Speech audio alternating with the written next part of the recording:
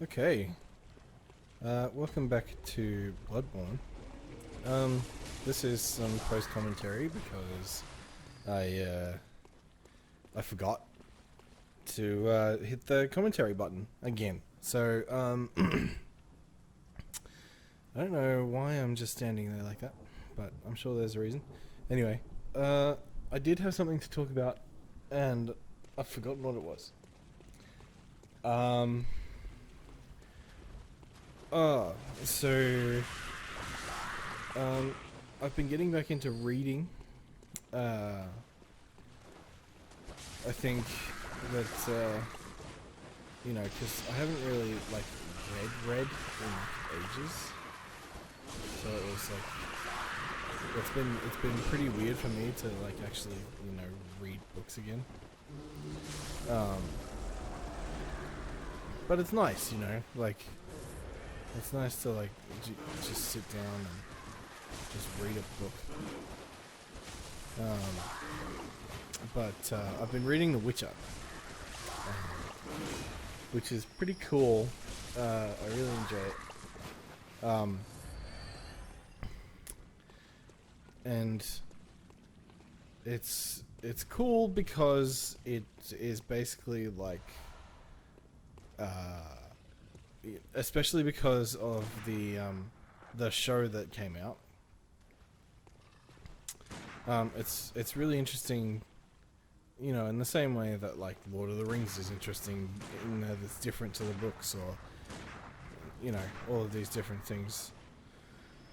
Yeah, it's interesting to see the differences between the book and the show, like what they managed to change in order to make it, I guess, a bit more accessible.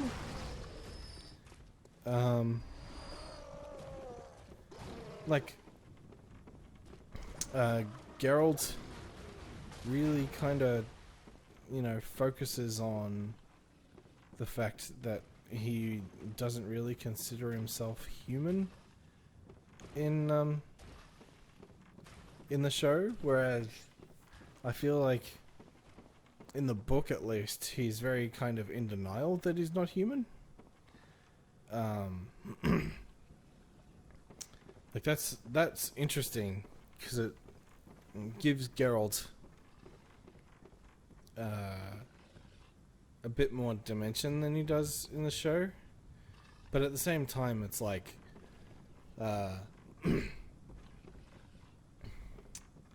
can't believe it took me so long to figure out that I could just walk in that gap, because that was what I was looking for anyway.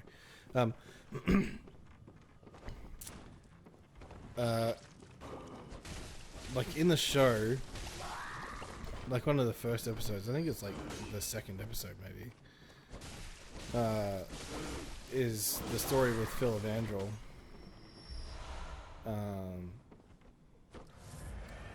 And in the book, he's very much he treats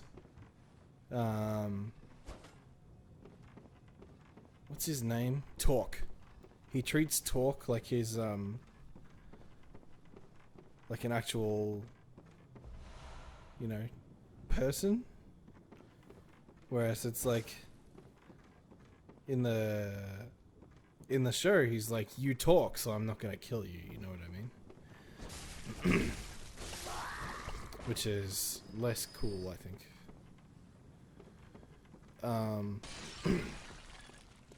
But there's also some real dumb shit that they do. There's also some real dumb shit that they do in the books. I really like that they kind of rewrote Dandelion in the show. Dandelion is kind of a bit boring.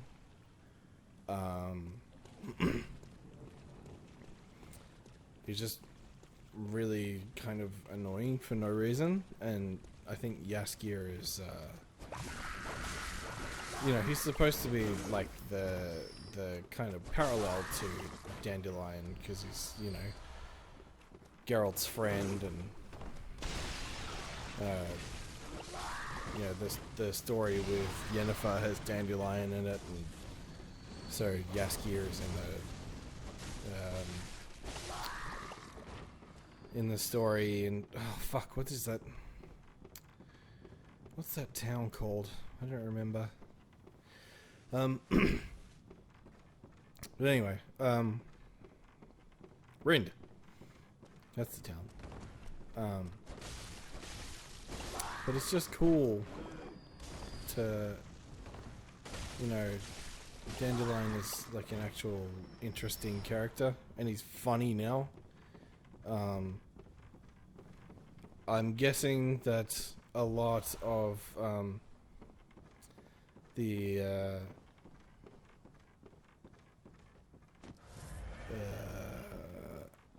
a lot of the, well, I'm not guessing, I know they were. A lot of the Jaskier parts were totally rewritten. It's interesting though, because a lot of like the episodes have the vague kind of general storyline of like of what they do in the book. But a lot of like the minute details are very different. And it's just interesting to see, because you still have like the same general continuity.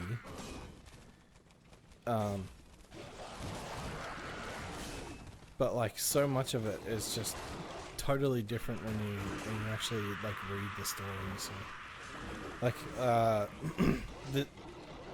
the book is set like way before the games do too, so I don't really have much of the God, I hate the shark men. They suck so bad. I can't believe I didn't die there.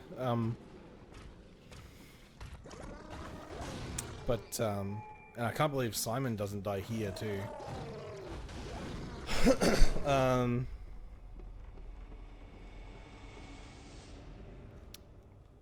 What was I saying?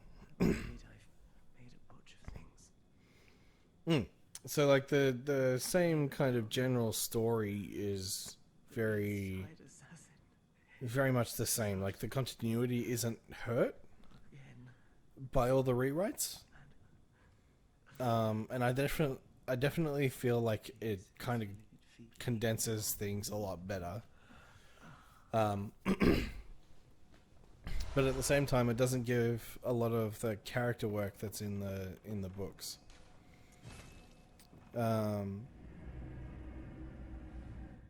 So I guess what I kind of want to mention by that is like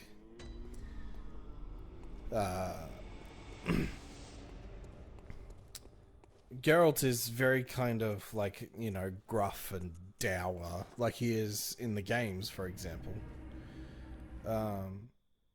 But at least in the first book, which is the only one that I've read so far, Geralt seems to be,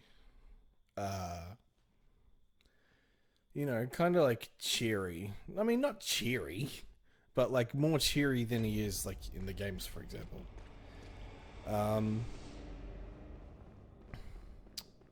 So it's interesting. Oh wait, yeah. Just watch, because I'm about to fucking school him with the parry spam.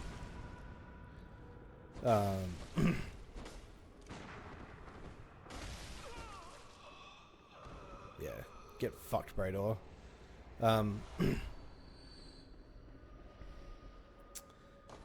This is actually, I'll take a break from talking about The Witcher for a little while, just so that I can explain what's happening here. So Brador, if you don't know already, holds the Bloodletter, and this is the entire kind of focus of this run, was to get the Bloodletter. So we're going to be upgrading that a lot. And I think by the time that we get to Orphan, then it's completely upgraded. So that's actually not far away. Anyway, The Witcher. So, there's a couple of chapters that are just completely ignored in the book or in the show.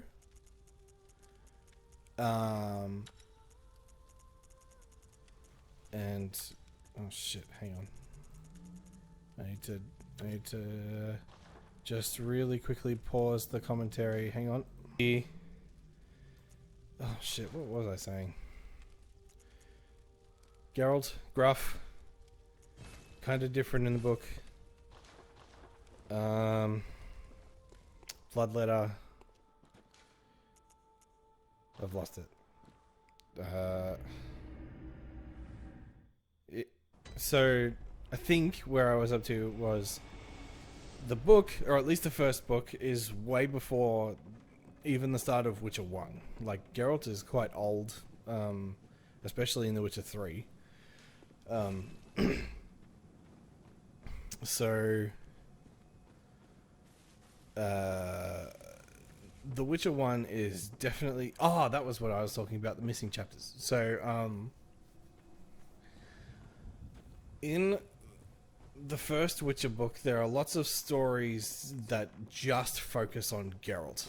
And that is, I think, a really cool addition because it really allows people to focus on Geralt as a character more because, you know, he's the star of the show. He's the Witcher. So having a whole bunch of chapters which is just him kind of interacting with characters that we only ever see once is a really good way to kind of emphasize his role as, you know, like the backbone of the story. And it gives him a lot of character work in a way that the show kind of tries to do but doesn't really, because it kind of focuses on too many things at the same time, I feel like.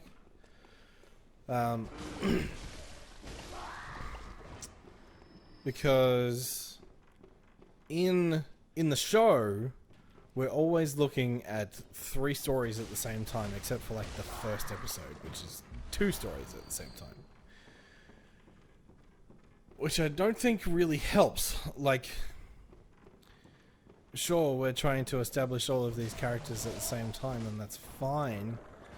But I think having a longer season where we can just kind of, you know, emphasize one story at a time would have been way better to, like, emphasize each person as a character instead of, like, 3 stories at the same time that we all have to follow at the same time.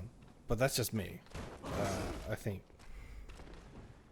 that it kind of makes sense in my head, but maybe, you know, the screenwriters were doing a lot and I don't know everything there is to know about screenwriting.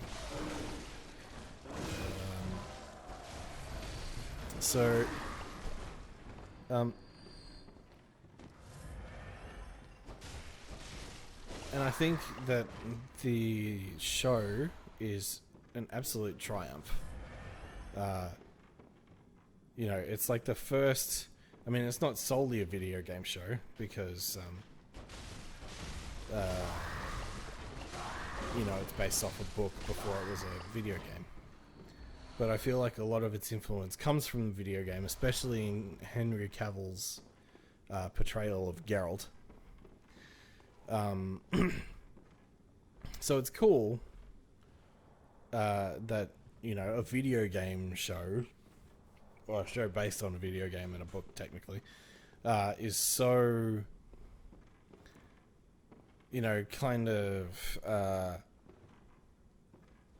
dedicated to embracing these characters. You know what I mean? Like, they're really focusing on a story, and being faithful to the story while still translating it for audience that may not be totally aware of the book series or the video game series. Because, you know, a lot of the audience won't know about the video game series. I don't know, you know, what the metric is, but it's oh god, I hate those slug women. You know, I don't know what the kind of metrics are like in terms of demographic on Netflix, but I seriously doubt that they're all fucking gamers. You know what I mean? Or that they've all, you know, read the Witcher series. So it's stuff like that you kind of have to be aware of as a screenwriter for, you know, something that Netflix is banking on in terms of, you know, popularity and being able to make actual money out of it. So, and I guarantee, like, that a lot of the why did I bow? That probably a lot of fans of the series actually became Netflix subscribers because of The Witcher.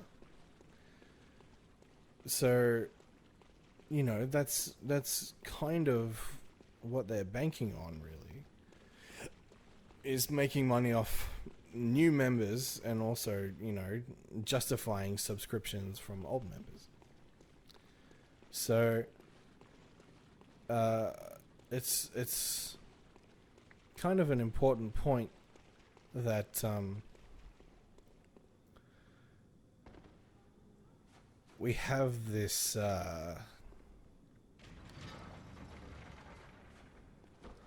like, we have shows like The Witcher and shows like Castlevania, which are definitely like faithful to the source material, but still modernizing it and still making it accessible for a wider audience. Because I think what that does is not only does it, you know, get a lot of views so that more content can be made like it, but it's also a good way to get people into the source material. So I don't know if there's any metric on, you know, how many people saw the Castlevania show and then started playing Castlevania as a result, but I bet that it was more than zero. And, you know, that's still a success in my eyes. That they're still able to, you know, make this show, make it faithful, and make it really, really engaging, and still have, like, that kind of influence behind it to make sure that it has, like, staying power and stuff.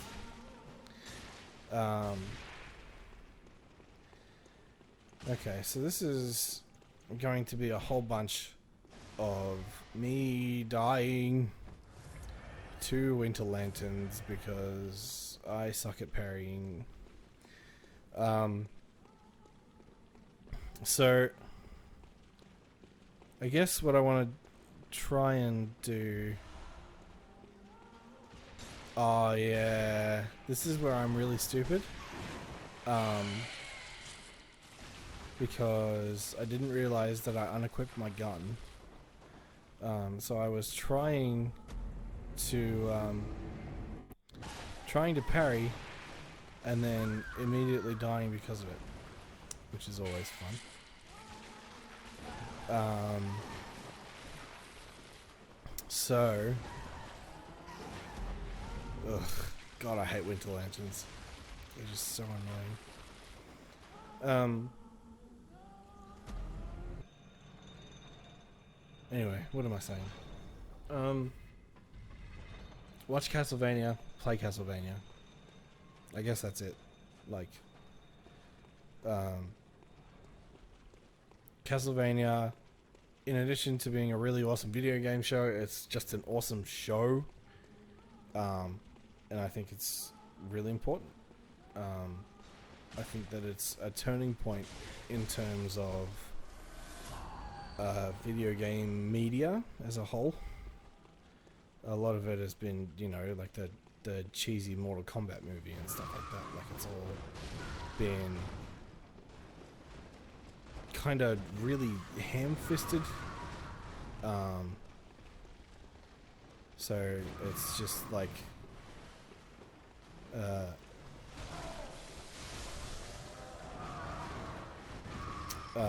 you know, no one's put any money behind it, and no one's really put any effort behind it. And I think that that's important to recognize, is that a lot of shows and a lot of movies would actually be really good if they actually had like passionate teams behind them. Like you watch things like the Assassin's Creed movie, and it's like, did you guys even like play the games? Or did you just like look at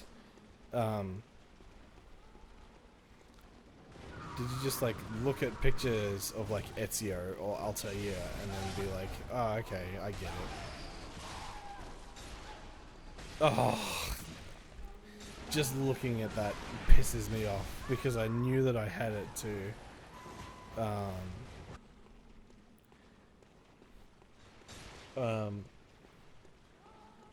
Getting staggered after the parry, that's so annoying. Anyway,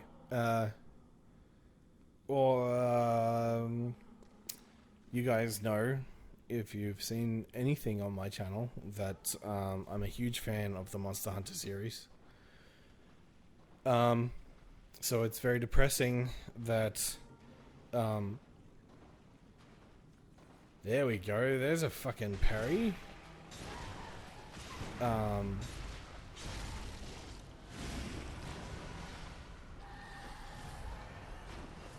That I'm a huge fan of the Monster Hunter series. Did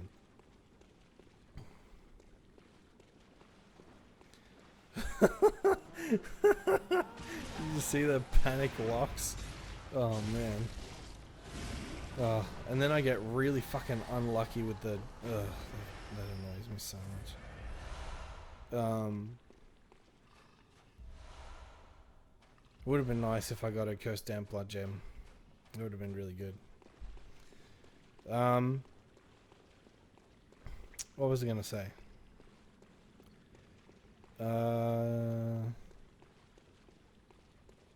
Can't remember. Watch Castlevania. Watch The Witcher. Make sure that... Oh yeah, I was talking about the Assassin's Creed movie. Oh, Monster Hunter. That's what I was talking about. So you guys might have seen, you know, like the trailer. I think there's a trailer out. At least I remember something to the effect of a trailer. And the posters that came out. And it's just depressing.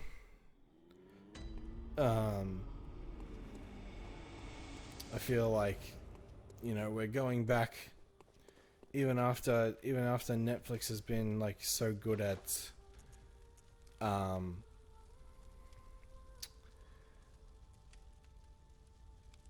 you know, so good at adapting video game stuff for a general audience. I feel like it's a crying shame that we haven't, you know, kind of seen that overlap in the movie industry yet, because I feel like a lot of filmmakers still treat the video game kind of subgenre, and I guess you could call the video game movie a subgenre of movie. I'm just perving on Coz's dead body there, just to show you guys.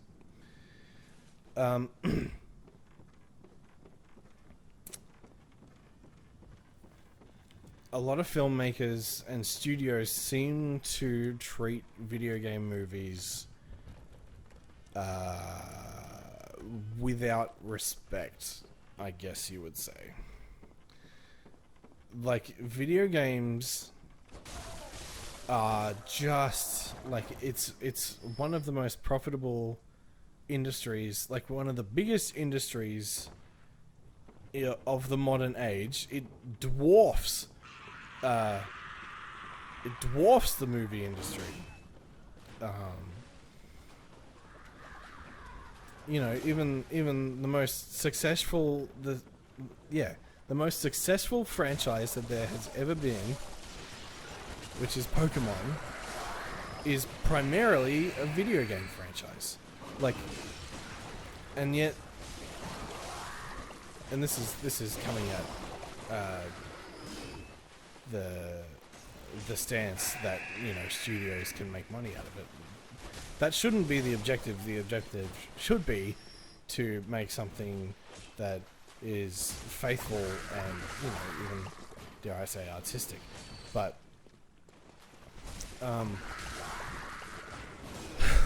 coming at it from like a capitalist standpoint, they can make so much money off video game movies that are actually good movies.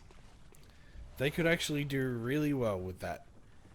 And yet they just treat it like it's nothing. They treat it like it's the 80s and it's some niche garbage when it really, really isn't. So we get shit like the Assassin's Creed movie. We get shit like the Resident Evil movies. We get shit like fucking now the new Monster Hunter movie, and it drives me crazy because we have so much untapped potential to make great movies.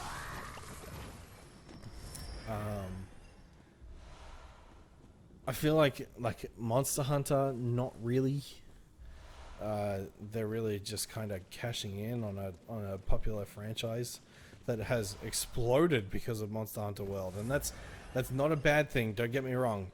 It is definitely not a bad thing that Monster Hunter has really taken off after Monster Hunter World. Capcom blew it right out of the water with that. But I think it's important to recognize that it is not going to work if you're trying to make a movie which is a totally story-based medium. The whole reason that Monster Hunter is so good is because it is entirely interactive. It barely has any story at all. It all focuses on the gameplay. And I think that it is really important to choose the games that you pick. Or, like, choose more carefully the games that you choose. Because what we need to recognize is that not every game is going to be good as a movie.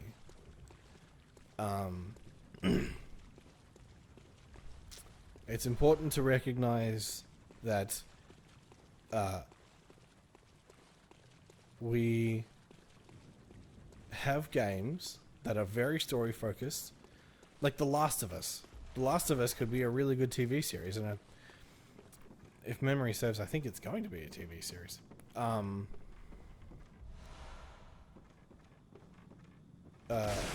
But we need to pick and choose the movies that we adapt for movies and TV. The games that we adapt for movies and TV. We need to pick and choose so that we're not just making garbage for the sake of it. I think that that's very important because we have a lot of story-based games that could make for great movies.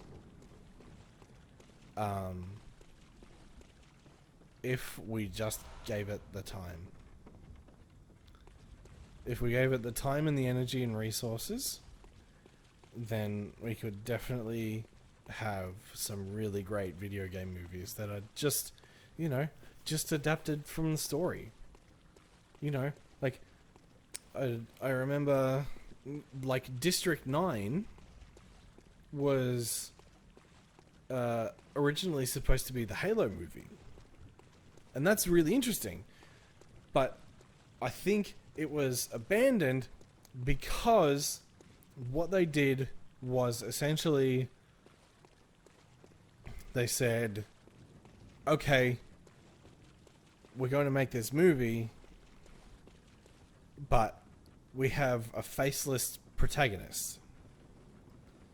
We have a really strong plot here. We have like a lot of really cool elements that we can bring together, but we have a faceless protagonist.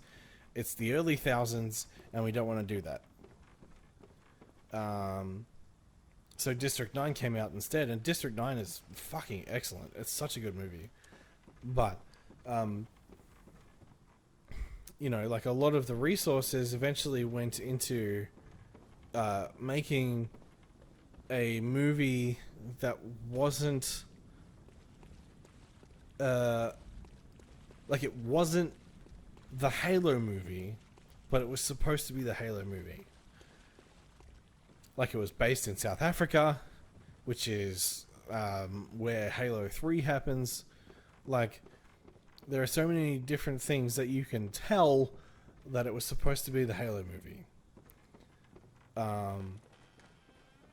And now, you know, with the success of The Mandalorian, which has essentially been a TV series with a faceless protagonist, like, you know, spoilers for The Mandalorian, but we essentially only see the Mandalorian's face for, like, you know, 30 seconds in the entire series. And it's treated like this huge moment because that's what it is, because he doesn't show his face to anyone.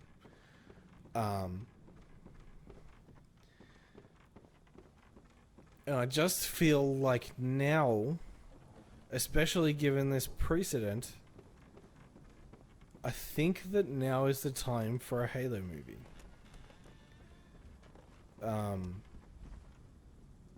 Or even, God forbid, a Halo TV show. And I know that there's been a couple of like mini-series. There's been like The Fall of Reach and well, not The Fall of Reach, Fall of shit. You know what I mean? The one with the chick from Lion, the Witch, and the Wardrobe.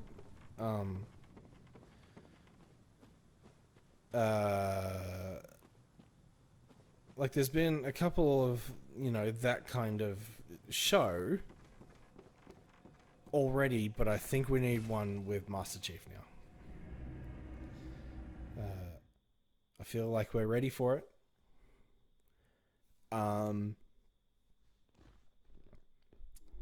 And, you know, it's time.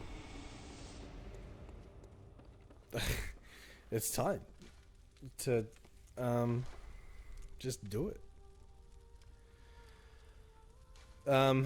This is me realizing that I still don't have 2 bloodstone chunks, so I go to Yahar'gul to get them.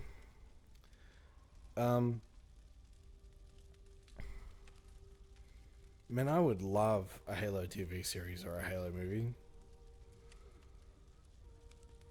Like, even because Halo 4 and 5 were very much based on Master Chief as a character, when it really hasn't been about him in like Halo 1 through 3. You know, Halo was essentially, I don't know why I let this hang for so long, but Halo 1 was essentially like, okay, we're isolated on Halo, let's just shoot our way out of it. Halo 2, okay, things are things are building up. It's more like, okay, now the Covenant has found Earth, we need to go to like New Alexandria and defend Earth from the thing.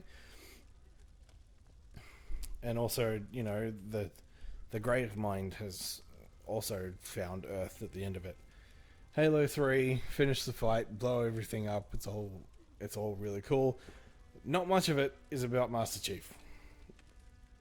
Halo 4, it starts off with a much smaller focus. It's all like Master Chief. He is concerned about Cortana because Cortana is going rampant, or is afflicted with rampancy or whatever the fuck you want to call it. And it's all about how he has had this AI in his head for 4 years and considers her his friend. And he wants to save his friend. And that is a much more personal motivation. And then there's, you know, the dumb shit on top of it, which is like the Didact has been, you know, transforming people into robots through, you know, biotechnology or whatever the fuck. So it's like we have a really good personal basis, and then Halo 5 is about how that personal kind of conflict has like caused a rift between what he thought he was as, you know, like a soldier of the UNSC, and what he actually is, which is just, you know, a guy. So that's also a really personal basis because it brings in a more personal conflict. But at the same time, I don't think that you can really start a story with Master Chief that's called Halo and then just completely ignore the first 3 games of it. You know what I mean? And even having like you know, like a pilot episode at the start of the thing, which is basically just like, okay,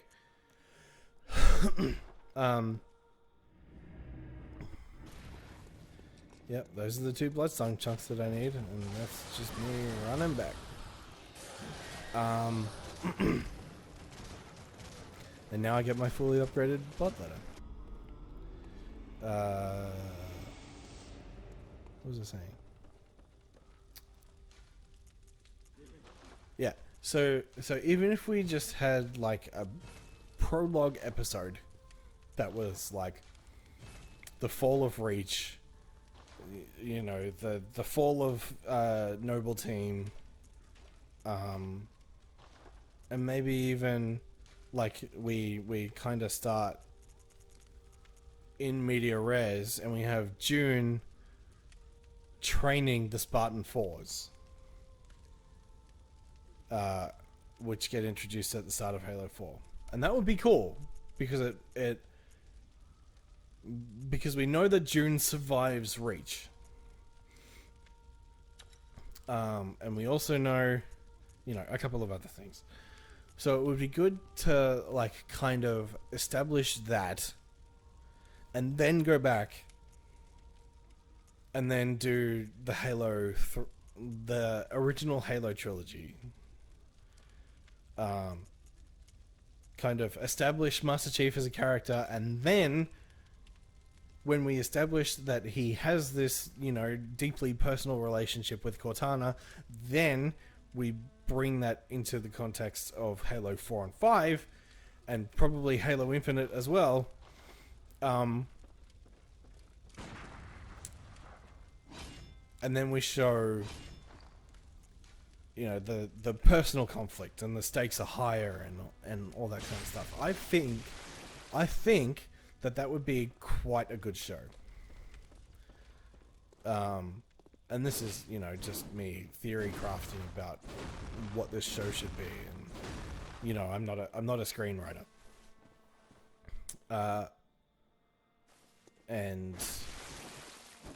But I still think it would be cool, you know.